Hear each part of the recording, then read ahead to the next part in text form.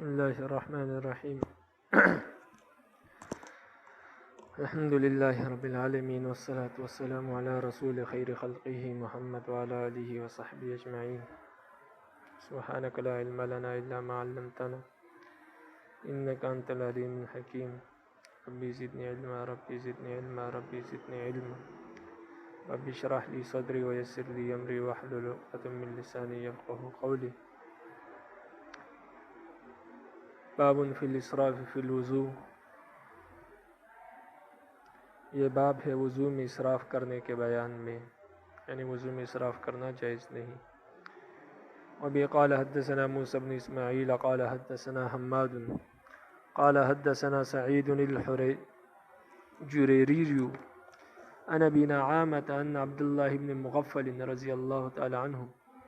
عبداللہ بن مغفل رضی اللہ تعالی عنہ نے سمع ابنہ، اپنے بیٹے کو سنا، یقول، ان کا بیٹا یہ کہہ رہا تھا، اللہم انی اسألک القصر الابیض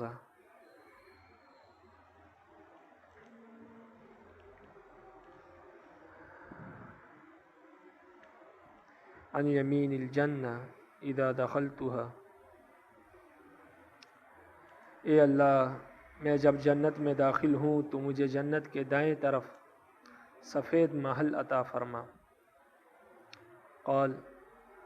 عبداللہ بن مغفل رضی اللہ عنہ نے کہا، اے بنیہ، اے میرے بیٹے، سل اللہ الجنہ، اللہ سے جنت مانگ، وتعوذ بہ من النار، اور جہنم سے پناہ بھی مانگ. فإنی سمعت رسول اللہ صلی اللہ علیہ وسلم، اس لیے کہ میں نے رسول اللہ صلی اللہ علیہ وسلم کو سنا، یقول، آپ فرما رہے تھے، انہ سیکون فی هذه الامت قوم یعتدون فی الطہور والدعاء، کہ عنقریب اس امت میں ایسے لوگ ہوں گے جو دعا میں اور پاکی حاصل کرنے میں حد سے تجاوز کریں گے. پاکی حاصل کرنے میں حد سے تجاوز کا مطلب یہ ہے کہ وضو اور غسل کرنے میں وہ اسراف کریں گے، ضرورت سے زائد پانی خرچ کریں گے. اور دعا میں حد سے تجاوز یہ ہے کہ انسان اس میں صلہ رحمی کے خلاف دعائیں مانگے یا غیر شرعی خواہشات اس میں طلب کرے، یا اسی طرح مسجع اور مقفع دعائیں مانگے، جیسے رو رو کر مانگی جاتی ہے آواز کے ساتھ، مسجع کر کے جیسے شعراء کا کلام ہوتا ہے، اس طرح کی دعائیں. تو یہ حد سے تجاوز ہے. اور ایک مطلب اس کا یہ ہے کہ انسان اپنے لیے انبیاء اور اولیاء کے درجات مانگے دعا میں. اور ایک مطلب جو اس حدیث سے سمجھ میں آ رہا ہے وہ یہ ہے کہ دعا میں حد سے تجاوز یہ ہے کہ انسان اپنے آپ کو گناہ سے اور عذاب سے بری ذمہ سمجھ کر صرف اپنے لیے انعامات مانگے اور عذاب سے اور جہنم سے پناہ نہ مانگے، تو یہ حد سے تجاوز ہے. اور آپ صلی اللہ علیہ وسلم نے دعا کا طریقہ بھی یہی سکھایا کہ سب سے پہلے استغفار کرے، اپنے دعاؤں پر رب العالمین سے مغفرت طلب کرے اور ندامت کا اظہار کرے، اس کے بعد رب العالمین سے انعامات کا طلبگار رہے. تو صرف اپنی دعا میں انعامات کا سوال کرنا اور اپنے آپ کو عذاب سے اور گناہوں سے بری ذمہ سمجھ کر عذاب اور گناہ سے مغفرت نہ چاہنا، یہ بھی کیا ہے؟ دعا میں حد سے تجاوز ہے. اسی پر صحابی نے اپنے بیٹے کو ٹوکا اور فرمایا کہ جہنم سے پناہ بھی مانگو، اگر جنت مانگ رہے ہو تو جنت مانگو، لیکن جہنم سے پناہ بھی مانگو. باب فی اسباغ الوضو، یہ باب ہے وضو کو اچھی طرح کرنے کے بیان میں، یعنی پورا وضو کرنے کے بیان میں. وبی قال حدثنا مسدد قال حدثنا يحيى عن سفيان قال حدثني منصور عن هلال بن يساف عن ابي يحيى عن عبد الله بن عمرو ان رسول الله صلی اللہ علیہ وسلم، عبداللہ بن عمر رضی اللہ عنہ سے روایت ہے، فرماتے ہیں کہ رسول اللہ کہ بے شک رسول اللہ صلی اللہ علیہ وسلم نے رأى قوما، کچھ لوگوں کو دیکھا، وَعَقَابُهُمْ تَلُوحُ، جن کی ایڑیاں خشک تھی، یعنی انہوں نے وضو کیا اور وضو کرنے کے بعد ان کی ایڑیاں خشک تھی، تو آپ صلی اللہ علیہ وسلم نے ان کی ایڑیوں کو ان لوگوں کو دیکھا کہ وضو کے بعد ان کی ایڑیاں خشک ہیں، فقال، تو فرمایا ویل للعقاب من النار، ایڑیوں کے معاملے میں کوتاہی برتنے والوں کے لیے جہنم کی آگ سے تباہی ہے، یعنی ان ایڑیوں کے لیے جہنم کی آگ کی طرف سے تباہی اور بربادی ہے۔ اسبغ الوضوء، وضو کو اچھی طرح پورا کیا کرو، یعنی جو ایڑیاں خشک رہ گئی ہے یا جہنم کی آگ میں جلیں گی،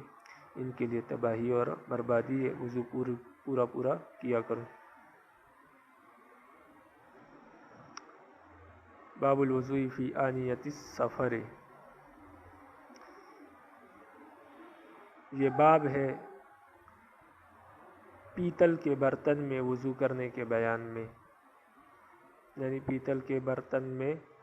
وضو کرنا جائز ہے۔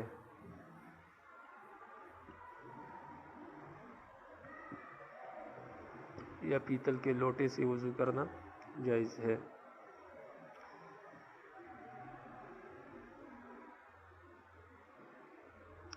ابھی قال حدثنا موسى بن اسماعیل قال حدثنا حماد قال اخبرني صاحب لي عن هشام بن عروة ان عائشة رضی اللہ تعالی عنہ قالت، حضرت عائشہ سے روایت ہے، فرماتی ہے كنت اغتسل انا رسول اللہ صلی اللہ علیہ وسلم فی طور من شبت، میں اور آپ صلی اللہ علیہ وسلم پیتل کے ایک برتن میں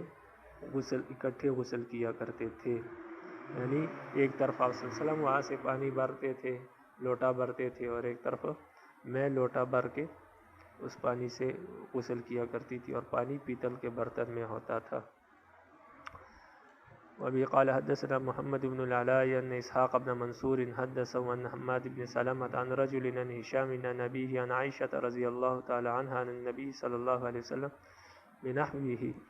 حضرت عائشہ رضی اللہ تعالی عنہ نے نبی کریم صلی اللہ علیہ وسلم سے اسی طرح کی ایک دوسری روایت بھی مرفوعاً روایت کی ہے۔ ابھی قال حدثنا الحسن بن علی قال حدثنا ابو الولید وسهل بن حماد قال حدثنا عبد العزیز بن عبد الله بن ابی سلمة عن عمرو بن یحیی عن عبد الله بن زید قال جاءنا رسول اللہ صلی اللہ علیہ وسلم، عبداللہ بن زید سے روایت فرماتے ہیں کہ ہمارے پاس نبی کریم صلی اللہ علیہ وسلم آئے، فاخرجنا له ماء في طور من صفرا فتوضا، تو ہم آپ صلی اللہ علیہ وسلم کے پاس پانی لے کر آئے پیتل کے ایک برتن میں، فتوضا، تو رسول اللہ صلی اللہ علیہ وسلم نے اس سے وضو کیا۔ باب فی التسمیۃ علی الوضوء، یہ باب ہے وضو کے آغاز میں بسم اللہ پڑھنے کے بیان میں۔ وبی قال حدثنا قتیبۃ بن سعید قال حدثنا محمد بن عیسیٰ عن یعقوب بن سلمۃ عن ابیہ عن ابی ہریرہ رضی اللہ تعالی عنہ، ابی ہریرہ رضی اللہ تعالی عنہ سے روایت ہے، فرماتے ہیں کہ قال رسول اللہ صلی اللہ علیہ وسلم، رسول اللہ صلی اللہ علیہ وسلم نے فرمایا، لا صلاۃ لمن لا وضوء لہ، اس شخص کی نماز نہیں ہوتی جس کا وضو نہ ہو، ولا وضوء لمن لم یذکر اسم اللہ تعالی علیہ، اور اس شخص کا وضو نہیں ہوتا جو شخص رب العالمین کا نام نہ لے وضو کے شروع میں، یا وضو کے شروع میں بسم اللہ نہ پڑھے، اس شخص کا وضو نہیں ہوتا۔ لیکن یہ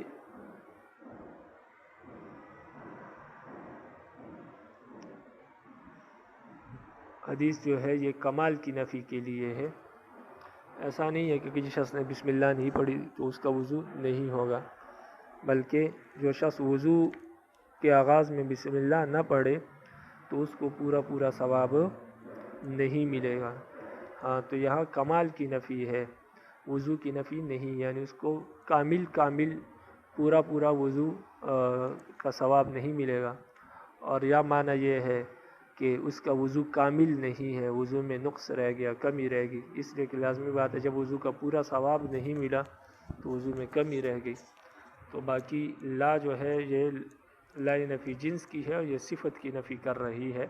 یعنی کمال کی نفی کر رہی ہے۔ اور یہ ایک دوسری حدیث سے بھی معلوم ہوتا ہے کہ بغیر بسم اللہ پڑھے بھی انسان کا وضو ہو جاتا ہے لیکن کامل نہیں رہتا، تو ایک حدیث دوسرے حدیث کی تشریح کرتی ہے، اور یہی میں نے پہلے بھی بتایا کہ تمام حدیثوں کو دیکھ کر نتیجہ، ہمیشہ تمام حدیثوں کو دیکھ کر نتیجہ نکالا جائے گا، اور جب انسان تمام حدیثوں کو دیکھ کر نتیجہ نکالتا ہے تو پھر انسان صحیح نتیجے پر پہنچتا ہے۔ تو تمام حدیثوں کو جب ہم دیکھتے ہیں تو اس سے معلوم ہوتا ہے کہ جو شخص بسم اللہ کے ساتھ وضو شروع نہ کرے تو اس کا وضو تو ہو جاتا ہے لیکن وضو کامل نہیں رہتا، ثواب میں کمی رہ جاتی ہے۔ تو دوسری حدیث کو اگر اس کے ساتھ ملا کر دونوں حدیثوں کو ملا کر دیکھا جائے اور ایک حدیث کو دوسری حدیث کی تشریح مانا جائے، جو کہ حقیقت میں ایک حدیث دوسری حدیث کی تشریح ہوتی ہے، تو معلوم ہوتا ہے کہ بغیر بسم اللہ کے وضو ہو جاتا ہے لیکن ثواب میں کمی رہتی ہے۔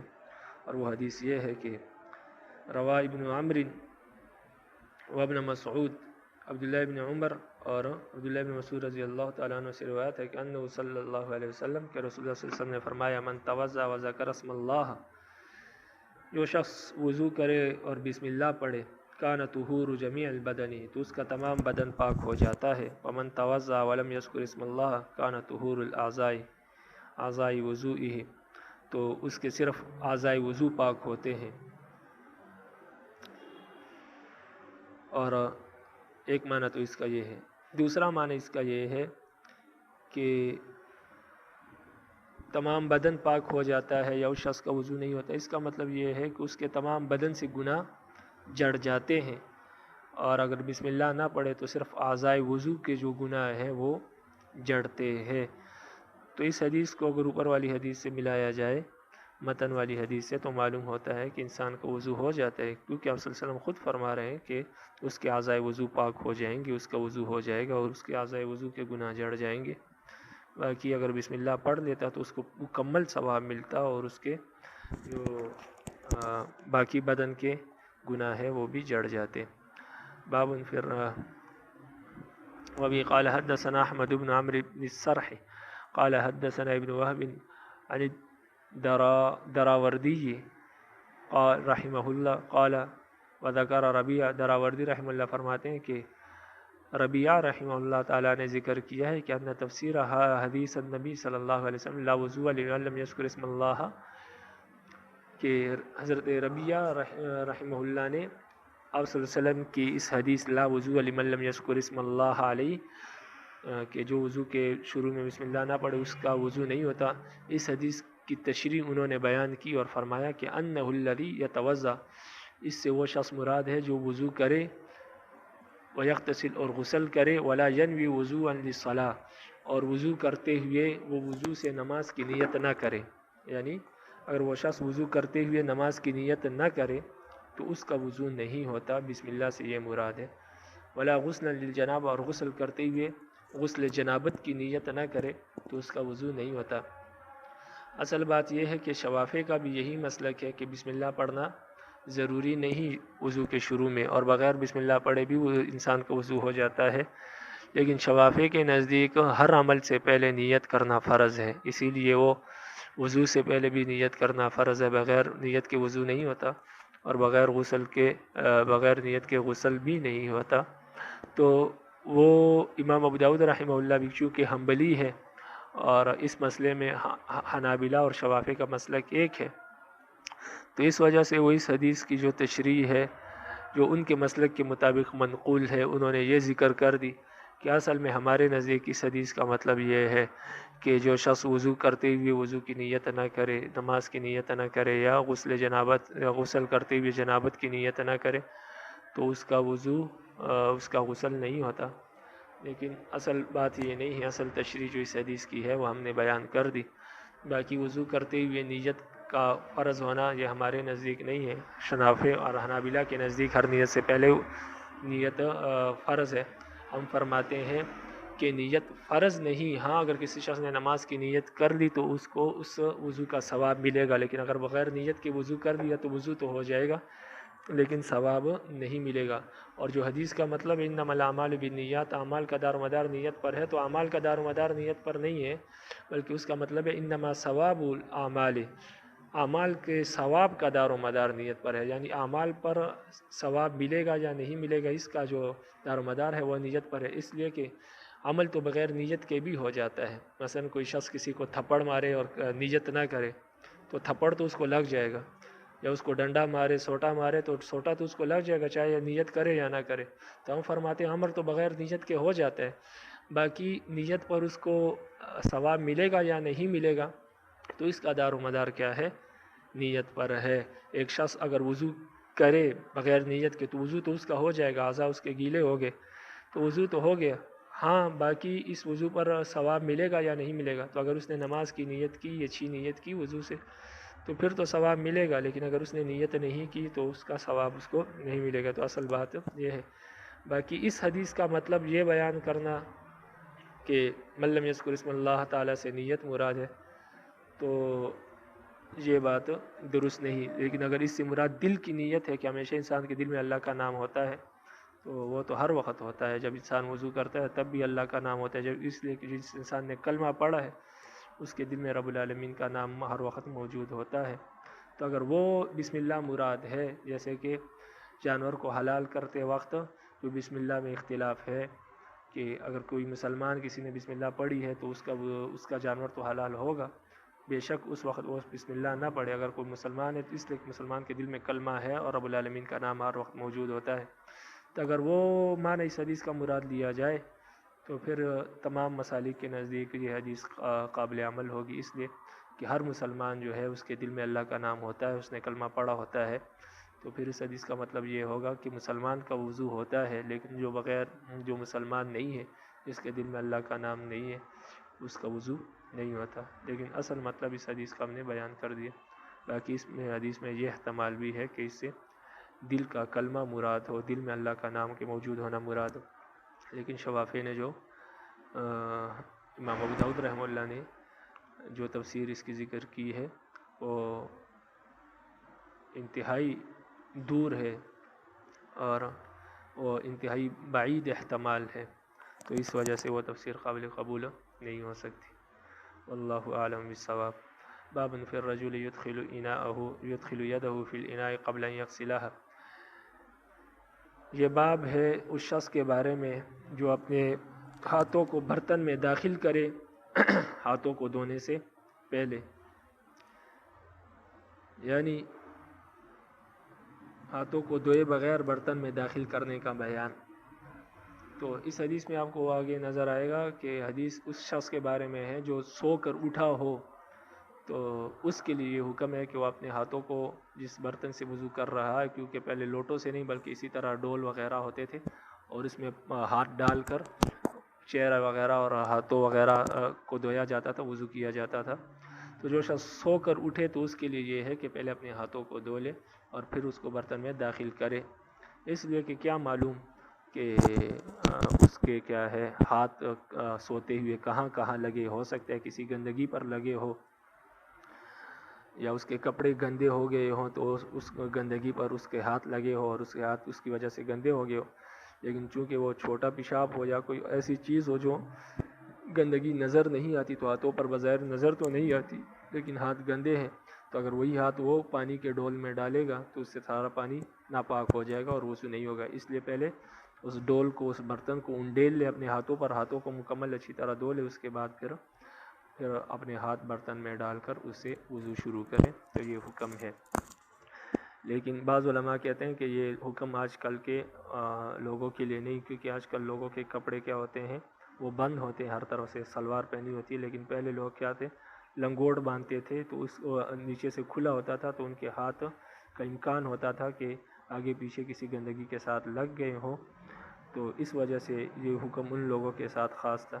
لیکن بہرحال آج کل بھی احتیاط کرنی چاہیے، ہو سکتا ہے انسان کے کپڑے بعض اوقات ناپاک ہو جائے اور انسان کو علم نہ ہو تو وہاں پر انسان کے ہاتھ لگ جائے، گندے ہو جائے، تو اس وجہ سے آج کل بھی احتیاط کرنی چاہیے۔ اگر کوئی شخص برتن سے وضو کرتا ہے اور اس میں اپنے ہاتھ ڈالتا ہے بغیر لوٹے کے، ڈول وغیرہ سے، تو اس کو بھی یہ ہے کہ سب سے پہلے اپنے ہاتھوں کو دھو لے، اس لیے کہ رات کو کوئی معلوم نہیں کہ کوئی گندی چیز آپ کے ہاتھ پر لگ گئی ہو، یا اسی طرح کسی جانور وغیرہ نے، بلی چوہے وغیرہ آپ کے ہاتھ پر گزر گئے ہوں، تو اس وجہ سے اپنے ہاتھوں کو کیا کر لینا چاہیے، پہلے دھو لینا چاہیے تاکہ اب مطمئن ہو جائے کہ ہاتھ صاف ہے، اس کے بعد اس کو برتن میں ڈالا جائے. لہذا آج کل بھی احتیاط کرنی چاہیے. وبه قال حدثنا مسدد قال حدثنا ابو معاوية عن الأعمش عن ابي رزين وابي صالح عن ابي هريرة قال ابو هريرة تعالیٰ سے روایت ہے، فرماتے ہیں قال رسول اللہ صلی اللہ علیہ وسلم، رسول اللہ صلی اللہ علیہ وسلم نے فرمایا اذا قام احدكم من الليل فلا يغمس يده في الاناء حتى يغسلها 3 مرات فانه لا يدري اين باتت يده. آپ صلی اللہ علیہ وسلم نے فرمایا جب تم میں سے کوئی شخص اپنی رات کو اٹھے، یعنی اپنی نیند سے رات کو اٹھے، فلا یغمس یدہ فی الاناء، تو اپنے ہاتھوں کو برتن میں نہ ڈالے، حتی یغسلها 3 مرات، یہاں تک کہ اپنے ہاتھوں کو 3 مرتبہ دھو لے. فإنہ لا یدری این باتت یدہ، اس لیے کہ وہ نہیں جانتا کہ اس کے ہاتھوں نے رات کہاں گزاری ہے، یعنی کہاں کہاں اس کے ہاتھ رات کو لگے ہیں، کسی گندگی کے ساتھ تو نہیں لگے، اس کا علم اس کو نہیں ہے، اس وجہ سے احتیاط کرنی چاہیے. وبه قال حدثنا مسدد قال حدثنا عیسی بن یونس عن الاعمش عن ابی صالح، یعنی الاعمش عن ابی صالح، اس کو آپ ذہن میں رکھیں. عن ابی صالح عن ابی ہریرہ رضی اللہ تعالی عنہ عن النبی صلی اللہ علیہ وسلم، انہوں نے آپ صلی اللہ علیہ وسلم سے روایت کیا ہے، وہ یعنی بہذا الحدیث، اسی حدیث کو، یعنی یہ حدیث مسدد نے بھی اور ابو معاویہ نے اعمش سے روایت کی ہے، اور عیسیٰ بن یونس نے بھی اعمش سے روایت کی ہے، اور باقی حدیث سند اسی طرح ہے، عن ابی صالح عن ابی ہریرہ، اور یہی حدیث روایت کی ہے. لیکن اس میں 2 فرق ہیں. ایک فرق یہ ہے کہ اوپر والی حدیث جو گزر چکی اس میں حتی یغسلها 3 مرات فرمایا کہ ہاتھوں کو 3 مرتبہ دھو لیں، لیکن اس حدیث میں جو نیچے والی حدیث ہے جو ابھی ہم پڑھ رہے ہیں، اس میں یہ الفاظ ہیں 3 مرات کے بجائے حتی یغسلها مرتین او 3، 2 مرتبہ دھو لے یا 3 مرتبہ دھو لے. تو یہ فرق ہے اوپر والی حدیث اور اس حدیث میں. اور دوسرا فرق یہ ہے کہ لم یذکر ابا رزین، کہ یونس نے، عیسیٰ بن یونس نے جو اعمش سے روایت کی ہے، تو اس میں انہوں نے پھر اعمش نے ڈائریکٹ ابی صالح سے روایت کی ہے، بیچ میں ابو رزین کا واسطہ نہیں ہے. لیکن اوپر والی حدیث کی جو سند ہے جو ابو معاویہ نے روایت کی ہے اعمش سے، تو اس میں یہ ہے کہ حدثنا مسدد قال حدثنا ابو معاویہ عن الاعمش عن ابی رزین و ابی صالح، کہ وہاں پر اعمش جو ہے وہ ذکر کرتا ہے کہ یہ حدیث میں نے ابو رزین سے بھی روایت کی ہے اور ابو صالح سے، دونوں سے روایت کی ہے. لیکن عیسیٰ بن یونس والی جو حدیث ہے، جو عیسیٰ بن یونس اعمش سے روایت کرتے ہیں، اس میں یہ فرق ہے کہ اعمش ابو رزین کا نام نہیں لیتا، صرف ابو صالح سے یہ حدیث روایت کرتا ہے. اس میں وہ یہ نہیں کہتا کہ یہ حدیث میں نے ابو رزین اور ابو صالح دونوں سے روایت کی ہے، بلکہ وہ صرف یہ کہتا ہے کہ یہ حدیث میں نے ابو صالح سے روایت کی ہے. تو یہ 2 فرق ہے. ایک تو اس میں مرتین او 3 کا ذکر ہے، 2 مرتبہ یا 3 مرتبہ دھوئے، اور ایک اس میں یہ ہے کہ احمد صرف ابو صالح کا ذکر کر رہا ہے، اپنے دوسرے استاذ ابو رزین کا ذکر نہیں کرتا. باب یحرک یدہ فی الاناء قبل ان یغسلها،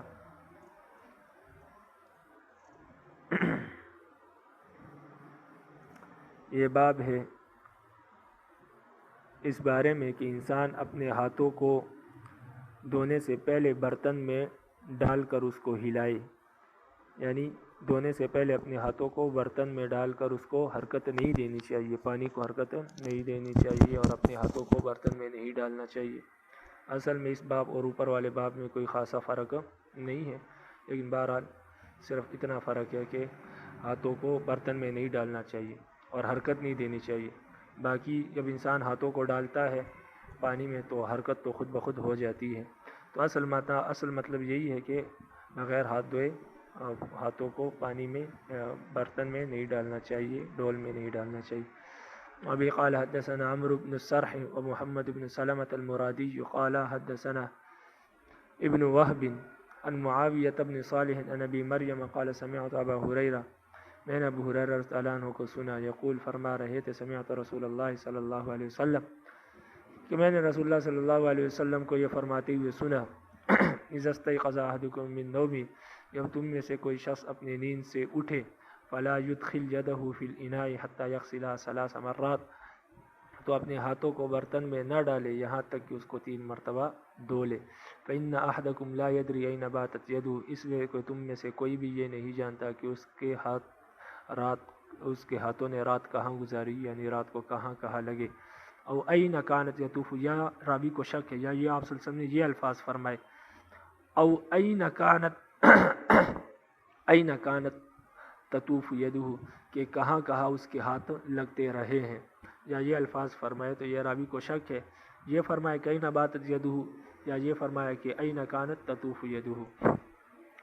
کہ رات کو اس کے ہاتھ کہاں لگتے رہے ہیں۔ باب الصفت وضوء النبی صلی اللہ علیہ وسلم، رسول اللہ صلی اللہ علیہ وسلم کے وضوء کی کیفیت کے بیان میں، یا رسول اللہ صلی اللہ علیہ وسلم کے وضوء کے طریقے کے بیان میں یہ باب ہے۔ وبه قال حدثنا الحسن بن علي الحلواني قال حدثنا عبد الرزاق قال أخبرنا معمر عن الزهري عن عطاء بن يزيد الليثي عن حمران بن أبان مولى عثمان بن عفان قال رأيت عثمان، حضرت عثمان کے غلام فرماتے ہیں کہ میں نے حضرت عثمان کو دیکھا، عثمان بن عفان کو، توضا، انہوں نے وضو کیا، فافرغ علی یدیہ ثلاثا، اور برتن کو اپنے ہاتھ پر انڈیلا 3 مرتبہ، فغسلہما، اور اپنے دونوں ہاتھوں کو دھویا، ثم تمزمز واستنثر، پھر انہوں نے کلی کی اور ناک میں پانی ڈالا، وغسل وجہہ ثلاثا، اور اپنے چہرے کو 3 مرتبہ دھویا، وغسل یدہ الیمنی الی المرفق ثلاثا، اور اپنے دائیں ہاتھ کو 3 مرتبہ دھویا، ثم الیسری، پھر اپنے بائیں ہاتھ کو مثل ذالک، اسی طرح 3 مرتبہ دھویا، ثم مسح رأسہ، پھر اپنے سر کا مسح کیا، ثم غسل قدمہ الیمنی، پھر اپنے دائیں پاؤں کو دھویا، ثلاثا 3 مرتبہ، ثم الیسری مثل ذالک، پھر بائیں پاؤں کو بھی اسی طرح 3 مرتبہ دھویا، ثم قال، پھر فرمایا، رأیت رسول اللہ صلی اللہ علیہ وسلم، میں نے رسول اللہ صلی اللہ علیہ وسلم کو دیکھا، توضا مثل وضوئی ھذا، انہوں نے اسی طرح وضو کیا جیسے کہ میں نے کیا، ثم قال، پھر فرمایا، من توضا مثل وضوئی، پھر آپ صلی اللہ علیہ وسلم نے فرمایا جس نے میرے اس وضو کی طرح وضو کیا، ثم صلی رکعتین، پھر اس نے 2 رکعت نماز پڑھی، لا يحدث فیہما نفسہ، نماز اس طرح پڑھی کہ اس میں دنیا کا خیال اور وسوسہ اسے نہ آئے، یعنی کوئی سوچ و فکر، اپنا خیال، کوئی وسوسہ اور دنیاوی کوئی خیال اس کو نہ آئے، اس طرح 2 رکعت پڑھے، غفر اللہ عز وجل لہ ما تقدم من ذنبہ، تو رب العالمین اس کے اگلے تمام گناہوں کو معاف فرما دیتے ہیں، یعنی اس کے اگلے پچھلے تمام گناہوں کو رب العالمین معاف فرما دیتے ہیں۔ وبه قال حدثنا المثنى ومحمد بن المثنى قال حدثنا الضحاك بن مخلد قال حدثنا عبد الرحمن بن وردان قال حدثني ابو سلمة بن عبد الرحمن قال حدثني حمران قال رأيت عثمان بن عفان،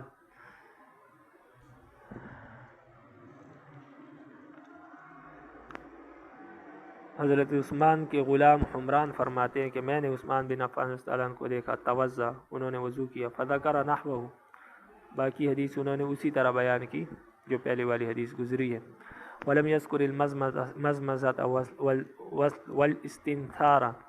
لیکن انہوں نے مزمزہ اور استنثار کا ذکر نہیں کیا، یعنی کلی کرنے کا اور ناک میں پانی ڈالنے کا ذکر اس حدیث میں انہوں نے نہیں کیا، وقال فیہ، اور آخر میں انہوں نے فرمایا، اور اس حدیث میں انہوں نے یہ بات فرمائی، ومسح رأسہ ثلاثا، کہ حضرت عثمان رضی اللہ عنہ نے 3 مرتبہ سر کا مسح کیا، یعنی پہلی حدیث میں 1 مرتبہ ہے، یہاں پر 3 مرتبہ، ثم غسل رجلیہ، پھر اپنے دونوں پاؤں کو دھویا 3 مرتبہ، ثم قال، پھر فرمایا، رأیت رسول اللہ صلی اللہ علیہ وسلم توضا ھکذا، کہ میں نے رسول اللہ صلی اللہ علیہ وسلم کو دیکھا کہ انہوں نے اسی طرح وضو کیا، وقال، اور فرمایا، من توضا دون ھکذا کفاہ، جس نے اس سے کم وضو کیا تو بھی اس کو کافی ہے،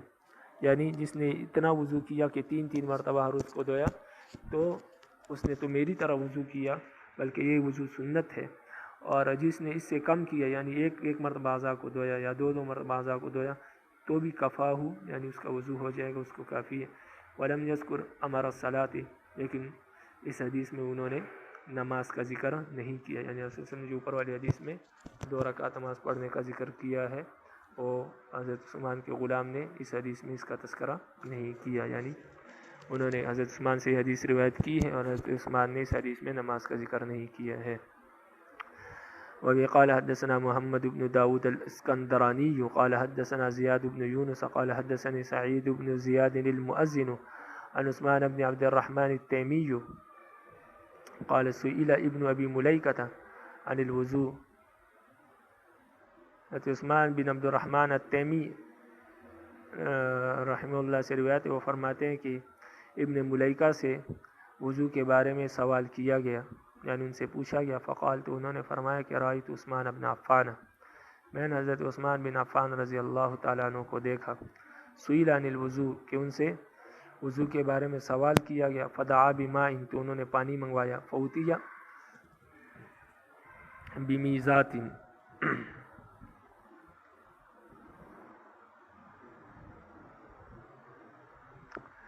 کہ ان کے پاس انہوں نے پانی منگوایا، پانی کا لوٹا لایا گیا، فوتیہ بمیزات، میزات کہتے ہیں لوٹے کو، فوتیہ بمیزات، تو ان کے پاس پانی کا لوٹا لایا گیا، فاسقاها علی یدہ الیمنی، تو انہوں نے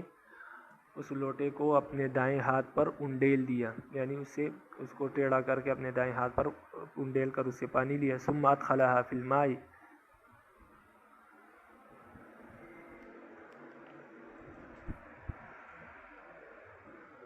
یعنی اپنے ہاتھ پر انڈیل کر اپنا دائیں ہاتھ دھو لیا، ثم ادخلها فی الماء، پھر اپنے دائیں ہاتھ کو پانی میں داخل کیا، فتمزمز ثلاثا، تو 3 مرتبہ کلی کی، واستنثر، اور 3 مرتبہ انہوں نے اور ناک میں پانی ڈالا، وغسل وجهه ثلاثا، اور اپنے چہرے کو 3 مرتبہ دھویا، ثم غسل یده الیمنی ثلاثا، پھر اپنے دائیں ہاتھ کو 3 مرتبہ دھویا، وغسل یده الیسری ثلاثا، اور اپنے بائیں ہاتھ کو 3 مرتبہ دھویا، ثم ادخل یده، پھر اپنے ہاتھ کو پانی میں داخل کیا، فاخذ ماء، اور مزید پانی لیا، فمسح برأسه واذنیه، اور اپنے سر کا مسح کیا اور اپنے کانوں کا مسح کیا، فغسل بطونهما وظهورهما مرة واحدة، تو اپنے مسح کے وقت اپنے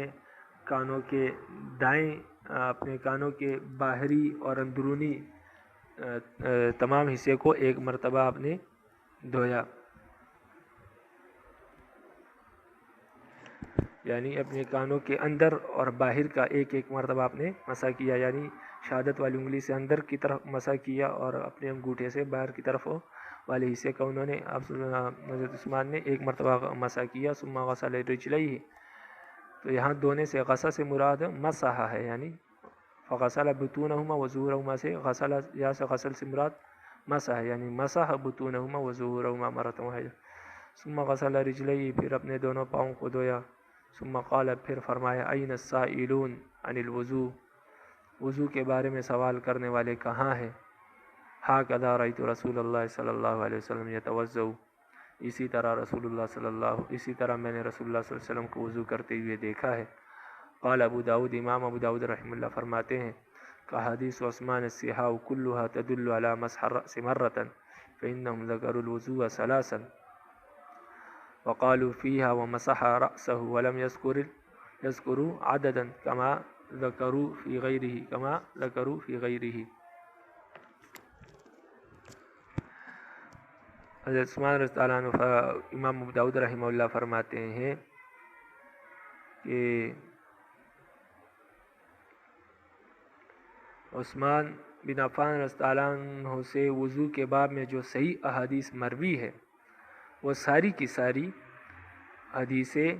اس بات پر دلالت کرتی ہے کہ حضرت عثمان رضی اللہ تعالی عنہ نے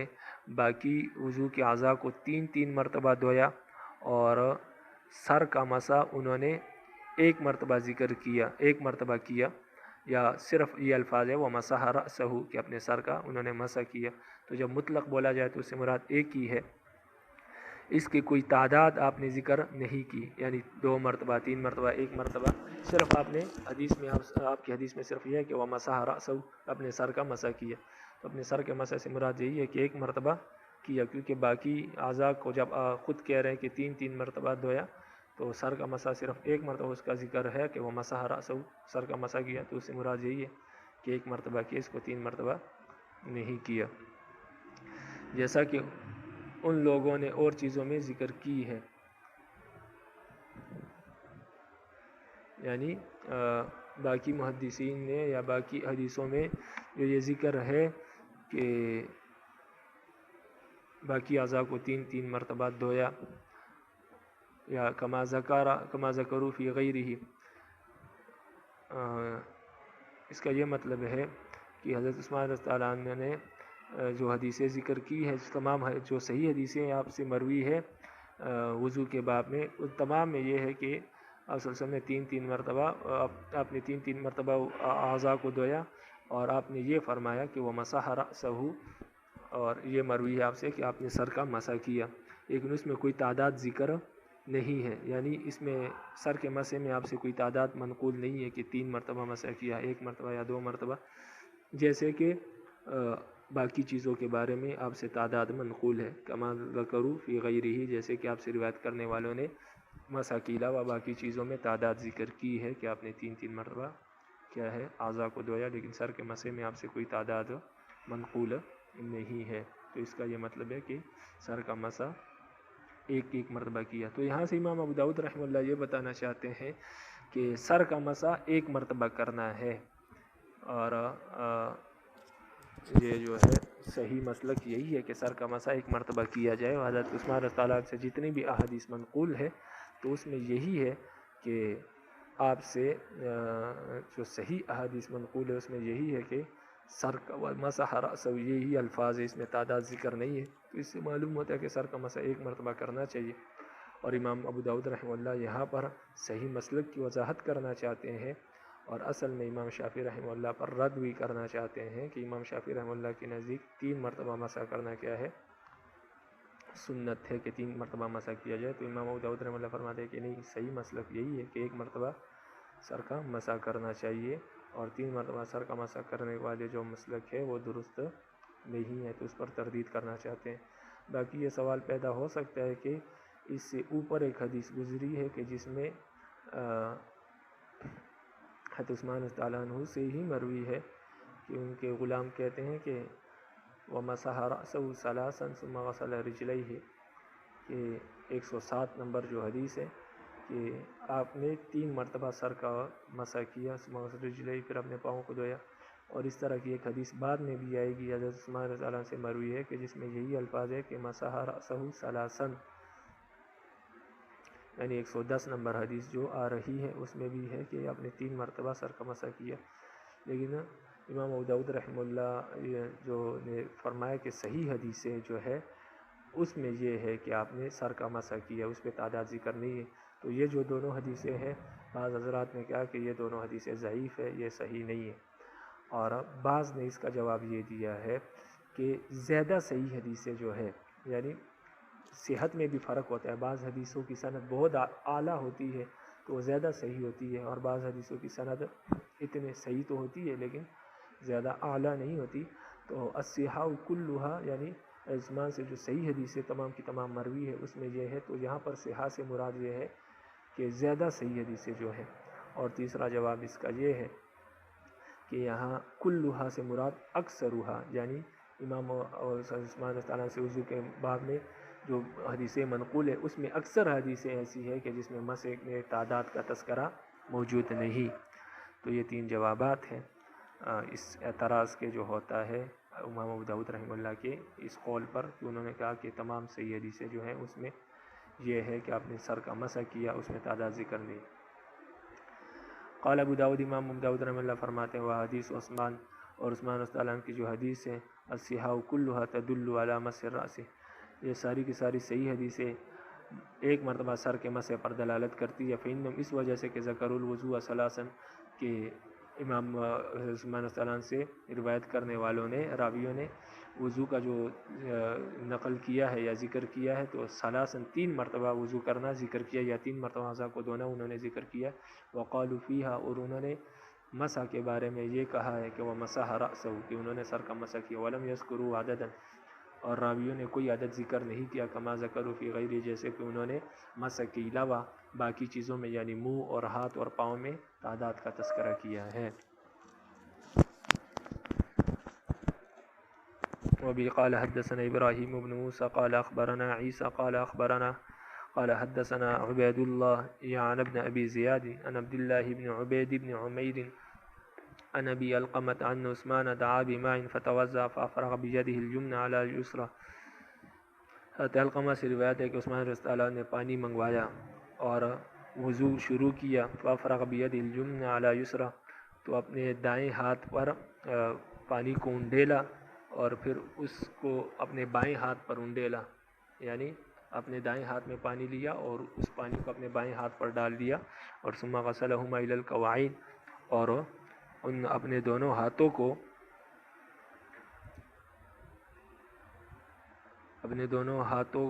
کو کلائی تک آپ نے دھو لیا۔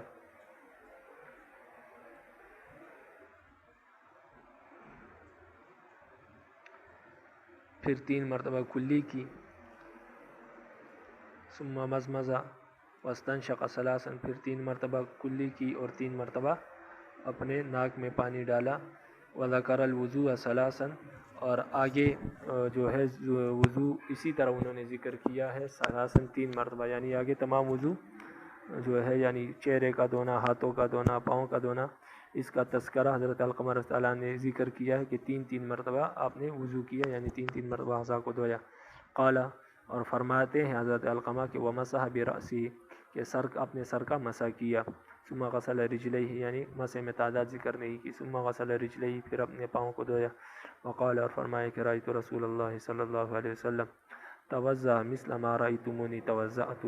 کہ میں نے رسول اللہ صلی اللہ علیہ وسلم کو اسی طرح وضو کرتے دیکھا جیسے کہ تم نے مجھے وضو کرتے دیکھا۔ ثم ساق نحو حدیث زہری واتم، پھر آگے حدیث اسی طرح چلائی، یعنی جس طرح زہری نے حدیث ذکر کی ہے، یعنی جس طرح حدیث نمبر 106 کی طرح، حدیث نمبر 106 کی طرح حضرت علقمہ رضی اللہ عنہ نے بھی اپنی حدیث آگے ذکر کی ہے، واتم، اور ان کی حدیث سے کامل بیان کی ہے، یعنی ان کی حدیث میں اتنی تفصیل نہیں ہے امام زہری کی حدیث میں جتنی تفصیل یہ حضرت علقمہ کی حدیث میں ہے۔ اتم کا یہ مطلب ہے، یعنی ان کی حدیث زیادہ کامل ہے، اس میں زیادہ تفصیل ہے۔ ابھی قال حدثنا هارون بن عبد الله قال حدثنا يحيى بن آدم قال حدثنا إسرائيل عن عامر بن شقيق بن جمرة عن شقيق بن سلمة قال رأيت عثمان بن عفان غسل ذراعيه ثلاثا۔ شقیق بن سلمہ فرماتے ہیں کہ میں نے حضرت عثمان بن عفان رضی اللہ عنہ کو دیکھا کہ انہوں نے اپنے بازوؤں کو دھویا 3 مرتبہ، ومسح رأسه ثلاثا، یہ 110 نمبر حدیث میں آپ کو بتا رہا تھا کہ اس میں مسح رأسه ثلاثا کا ذکر آ رہا ہے، ومسح رأسه ثلاثا، اور اپنے سر کا مسح کیا 3 مرتبہ، ثم قال، پھر فرمایا رأیت رسول اللہ صلی اللہ علیہ وسلم فعل هذا، کہ میں نے رسول اللہ صلی اللہ علیہ وسلم کو دیکھا انہوں نے اس طرح وضو کیا۔ قال ابو داود، امام ابو داود فرماتے ہیں رواہ وکیع عن اسرائیل قال توضأ ثلاثا قط، یہاں سے امام ابو داود رحمہ اللہ فرماتے ہیں کہ اس حدیث کو روایت کرنے والے 2 راوی ہیں، ایک راوی تو یحییٰ بن آدم ہے کہ جو میرے استاد یحییٰ بن آدم نے اس حدیث کو کیا کیا ہے، روایت کیا ہے، اور اسرائیل سے، یعنی جو اسرائیل راوی ہے اس حدیث کے، اور ان سے سند آگے چلتی ہے، فرماتے کہ اسرائیل سے 2 لوگوں نے روایت کیا ہے اس حدیث کو، ایک تو جو ہے روایت کرنے والے وہ یحییٰ بن آدم ہے جنہوں نے اسرائیل سے روایت کیا ہے، اور یہ حدیث آپ نے پڑھ لی، اس میں یہ الفاظ ہے کہ وہ مسح رأسه ثلاثا، کیا عثمان نے 3 مرتبہ اپنے سر کا مسح کیا، لیکن اسی اسرائیل سے ایک اور راوی یعنی وکیع نے بھی روایت کیا ہے، اسی اسرائیل سے یہی حدیث روایت کی ہے، اور اس میں الفاظ یہ ہے کہ توضأ ثلاثا، آپ صلی اللہ علیہ وسلم نے 3 کہ حضرت عثمان نے 3 مرتبہ اعضاء کو دھویا، اور مسح رأسه ثلاثا کے الفاظ اس میں نہیں ہیں،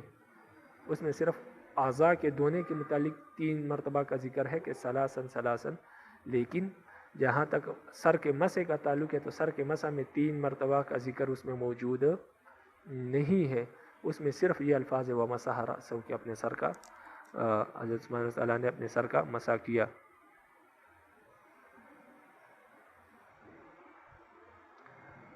تو اس عبارت سے قال ابو داود، امام ابو داود فرماتے ہیں کہ رواہ وکیع عن اسرائیل قال توضأ ثلاثا قط. ابو داود رحمہ اللہ اس روایت سے، یہ جو گزری ہوئی حدیث ہے جس میں مسح رأسہ ثلاثا کے الفاظ ہے، یعنی یحییٰ بن آدم کی 110 نمبر جو حدیث ہے،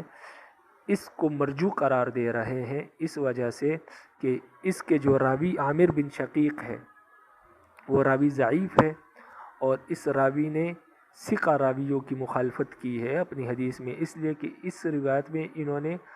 مسح رأسہ ثلاثا کے الفاظ ذکر کیے ہیں جو کہ ثقہ راویوں کے، یعنی وکیع کی روایت جو کہ ثقہ راویوں سے مروی ہے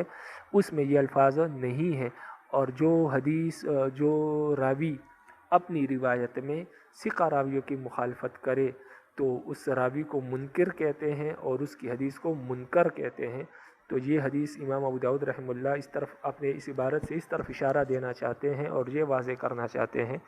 کہ یہ جو مذکورہ حدیث جو آپ کے سامنے ہے جس میں مسح رأسہ ثلاثا کے الفاظ ہے، یہ حدیث منکر ہے، اور اس کے مقابلے میں جو صحیح حدیث ہے جو معروف ہے، جو منکر کے مقابلے میں جو حدیث آتی ہے جو اس سے راجح ہوتی ہے اور قوی ہوتی ہے اس کو معروف کہتے ہیں. اور جو معروف حدیث ہے وہ وکیع کی روایت ہے، جو یہی روایت ہے اور انہوں نے اسرائیل سے روایت کی ہے، اور اس میں مسح رأسہ ثلاثا کے الفاظ نہیں ہے اور اس کے سارے راوی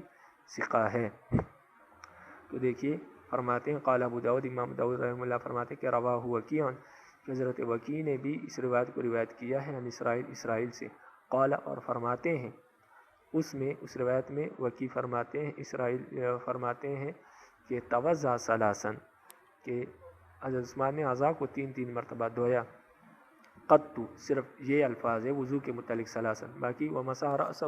ثلاثا یہ الفاظ نہیں ہے، صرف وضو کے متعلق ہے. قط کا یہی مطلب ہے کہ صرف اعضاء کے دھونے کے متعلق 3 مرتبہ کا ذکر ہے، باقی مسح کے متعلق نہیں ہے. وبه قال حدثنا مسدد قال حدثنا ابو عوانة عن خالد بن علقمة عن عبد خیر قال اتانا علی. عبد خیر رحمہ اللہ سے روایت ہے کہ ہمارے پاس حضرت علی رضی اللہ تعالیٰ عنہ آئے. فدعا بطہور، تو انہوں نے پانی منگوایا. طہور یعنی طا کے فتح کے ساتھ جب ہو تو اس کا معنی ہوتا ہے پاکی حاصل کرنے کا پانی. تو انہوں نے وضو کا پانی منگوایا. فقلنا، تو ہم نے کہا ما یصنع بالطہور کہ آپ وضو کے پانی کے ساتھ کیا کریں گے، یعنی ہم نے پوچھا کہ آپ پانی یعنی وضو کے پانی کے ساتھ کیا کریں گے. وقد صلی ما یرید، وقد صلی یہ اس وجہ سے کہ وہ نماز پڑھ چکے تھے، یعنی ہم نے ان سے اس وجہ سے پوچھا کہ آپ وضو کے پانی سے کیا کریں گے، اس لیے کہ انہوں نے وہ نماز پڑھ چکے تھے، یعنی حضرت علی نے نماز پڑھ لی تھی تو اب وضو کرنے کی ضرورت تو دوبارہ نہیں تھی، اس وجہ سے ہم نے پوچھا کہ آپ وضو کے پانی سے کیا کریں گے. تو ما یرید الا لیعلمنا، لیکن ہمیں یہ معلوم نہیں تھا کہ وہ ہمیں وضو کا طریقہ سکھانا چاہتے ہیں. فوتی باناء فیہ ماء وطست، تو خیر ایک برتن جس میں پانی تھا اور ایک تشت لایا گیا، یعنی ایک تشت لایا گیا جس میں نیچے پانی جمع ہو. تو ایک پانی کا برتن لایا گیا، ایک ڈول لایا گیا اور ایک تشت لایا گیا جس میں پانی نیچے جمع ہو. تو فافرغ من الاناء علی یمینہ، تو انہوں نے اپنے برتن کو اپنے دائیں ہاتھ پر انڈیل لیا. فغسل یدیہ، اور اپنے دونوں ہاتھوں کو دھویا. ثلاثا 3 مرتبہ. ثم تمضمض واستنشر ثلاثا، پھر انہوں نے 3 مرتبہ کلی کی اور 3 مرتبہ ناک میں پانی ڈالا. فمضمض ونثر من الکف الذی یأخذ فیہ،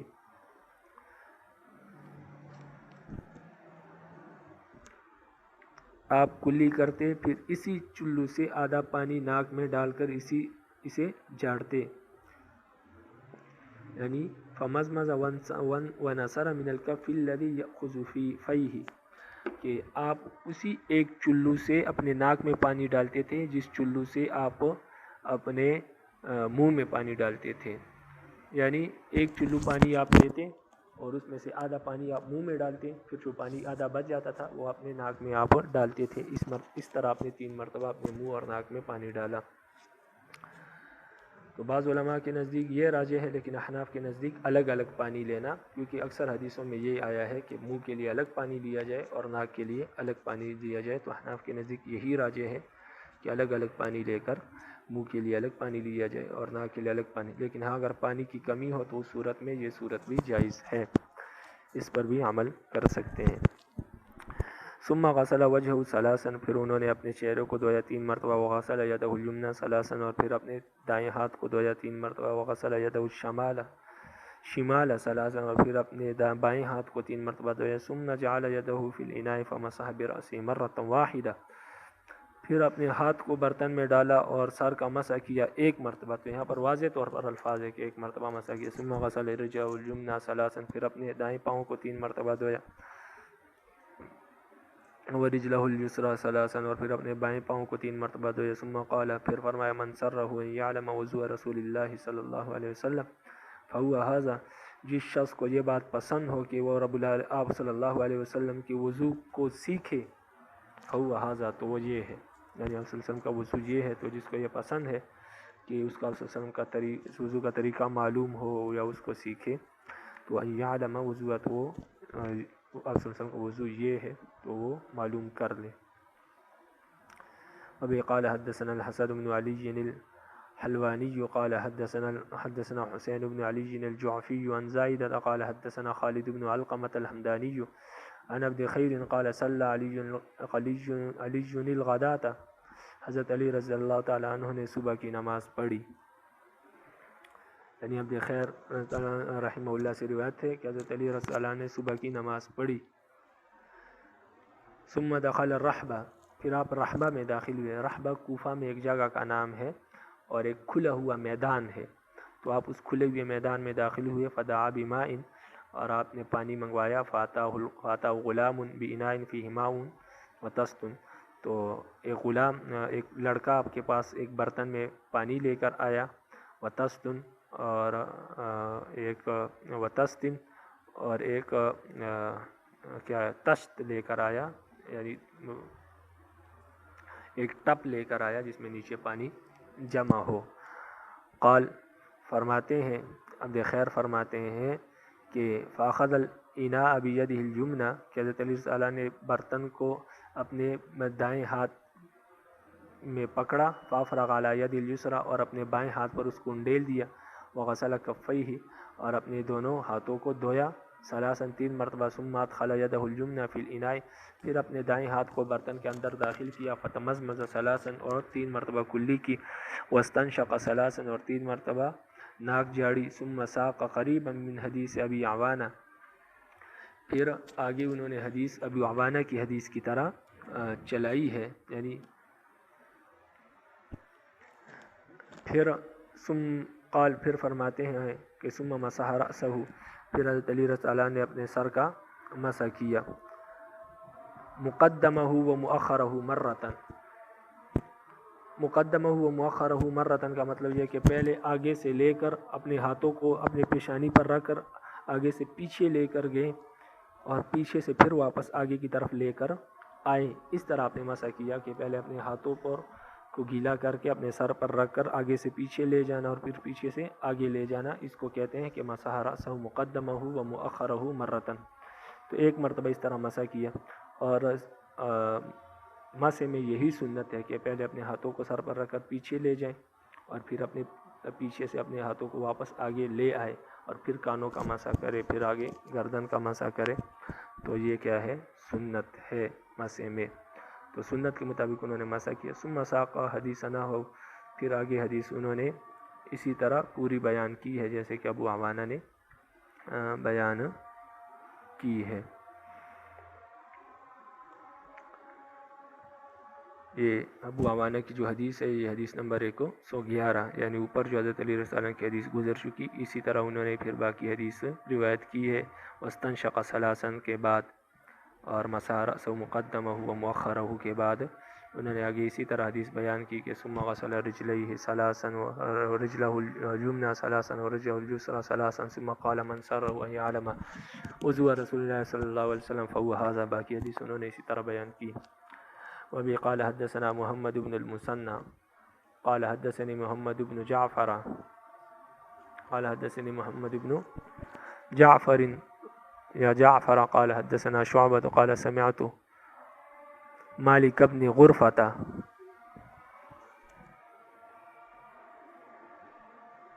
قال سمعت عبد خیر. مالک بن غرفہ کہتے ہیں عرفہ کہتے ہیں کہ میں نے عبد خیر کو سنا. قال وہ فرما رہے تھے کہ رأیت علیًا میں نے علی کو دیکھا اوتی بکرسی کہ ان کے پاس ایک کرسی لائی گئی. فقعد علیہ اور وہ اس کرسی پر بیٹھ گئے. ثم اوتی بکوز من ماء پھر ان کے پاس پانی کے کوزہ لایا گیا. فغسل یدہ ثلاثا تو انہوں نے اپنے ہاتھوں کو 3 مرتبہ دھویا. ثم تمزمز مع الاستنشاق بماء واحد پھر انہوں نے مزمزہ اور استنشاق کیا ایک ہی پانی کے ساتھ. وذکر الحدیث اور باقی حدیث اسی طرح ذکر کی جیسے پچھلی حدیثیں گزر چکی ہیں. تو ایک ہی پانی سے استنشاق کرنا اور کیا کرنا مزمزہ کرنا. تو یہ پہلے اس کی تفصیل گزر چکی ہے کہ بعض علماء کے نزدیک ہے اگر مجبوری کی صورت میں ہمارے نزدیک اس پر عمل کر سکتے ہیں. وبه قال حدثنا عثمان بن ابي شيبة قال حدثنا ابو نعيم قال حدثنا ربيعة الكناني عن المنهال بن عمرو عن الزر بن جبيش انه سمع عليا. زر بن جبیش رحمہ اللہ فرماتے ہیں کہ انہوں نے حضرت علی رضی اللہ عنہ کو سنا. وسئل عن وضوء رسول اللہ صلی اللہ علیہ وسلم حضرت علی رضی اللہ عنہ سے آپ صلی اللہ علیہ وسلم کے وضو کے متعلق پوچھا گیا سوال کیا گیا. فذکر الحدیث باقی حدیث انہوں نے اسی طرح ذکر کی ہے. وقال اور فرماتے ہیں یعنی باقی حدیث تو پیچھے حدیثوں کی طرح ذکر کی ہے اور آگے یہ الفاظ کہتے ہیں کہ اپنے سر کا وقال مسح رأسہ کہ انہوں نے اپنے سر کا مسح کیا. لما یقطر یہاں تک کہ اتنا مسح کیا کہ پانی ٹپکنے کو تھا یعنی اتنا نہیں کیا کہ پانی ٹپک جائے لیکن سر کو صحیح گیلا کیا تو پانی ٹپکنے کے قریب تھا اس طرح مسح کیا. وغسل تو اس لیے ایک مرتبہ مسح ہو تو تب اس طرح ہو سکتا ہے. اگر 3 مرتبہ انسان مسح کرے جس طرح امام شافعی رحمۃ اللہ فرماتے ہیں تو پھر تو سر سے پانی ٹپکنا شروع ہو جاتا ہے. تو لما یقطر کا یہی مطلب ہے کہ ایک مرتبہ مسح کیا اور پانی ٹپکا نہیں اس لیے کہ 3 مرتبہ مسح کرنے سے پانی ٹپکنا شروع ہو جاتا ہے. وغسل رجلیہ ثلاثا اور 3 مرتبہ صلی اللہ علیہ وسلم نے پاؤں کو دھویا. ثم قال حضرت علی نے پاؤں کو دھویا. ثم قال پھر فرمایا ھذا کان وضوء رسول اللہ صلی اللہ علیہ وسلم فرمایا کہ اسی طرح رسول اللہ صلی اللہ علیہ وسلم کا وضو تھا یعنی وہ اس طرح وضو کیا کرتے تھے. وبه قال حدثنا زياد بن أيوب الطوسي قال حدثنا عبيد الله بن موسى قال حدثنا فطر عن أبي فروة عن عبد الرحمن بن أبي ليلى قال رأيت عليا. عبد الرحمن بن أبي ليلى سے روایت فرماتے ہیں کہ میں نے حضرت علی رضی اللہ عنہ کو دیکھا. توضأ انہوں نے وضو کیا. فغسل وجهه ثلاثا اپنے چہرے کو 3 مرتبہ دھویا. وغسل ذراعيه ثلاثا اور اپنے بازوؤں کو 3 مرتبہ دھویا. ومسح برأسه مرة اور 1 مرتبہ اپنے سر کا مسح کیا. ثم قال پھر فرمایا هكذا توضأ رسول اللہ صلی اللہ علیہ وسلم اسی طرح رسول اللہ صلی اللہ علیہ وسلم نے وضو کیا یعنی آپ صلی اللہ علیہ وسلم اسی طرح وضو کیا کرتے تھے. وبه قال حدثنا مسدد وابو توبة قال حدثنا ابو الاحوص واخبرنا عمرو بن عون قال اخبرنا ابو الاحوص عن ابي اسحاق عن ابي حية قال رأيت عليا. ابو حیہ سے روایت ہے وہ فرماتے ہیں کہ میں نے علی رضی اللہ عنہ کو دیکھا. توضأ انہوں نے وضو کیا. فذکر وضوءه كله ثلاثا انہوں نے اپنے تمام اعضاء کو 3 مرتبہ دھویا. ثم قال فرماتے ہیں ثم مسح رأسه پھر اپنے سر کا مسح کیا یعنی سر کا مسح 1 مرتبہ کیا باقی تمام اعضاء کو 3 مرتبہ. ثم غسل رجليه الى الكعبين پھر اپنے پاؤں کو ٹخنوں تک دھویا کیونکہ پاؤں کو بھی ایک ہی مرتبہ دھویا جاتا ہے اس لیے یہاں پر بھی ثلاثن کا ذکر نہیں ہے. ثم قال پھر فرمایا انما احببت ان اریکم طہور رسول اللہ صلی اللہ علیہ وسلم پھر فرمایا کہ میں پسند کرتا ہوں کہ میں آپ کو نبی کریم صلی اللہ علیہ وسلم کا وضو دکھاؤں.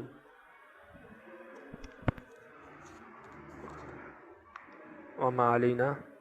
الا البلاغ المبین. اب العالمین عمل کرنے کی توفیق نصیب فرمائے.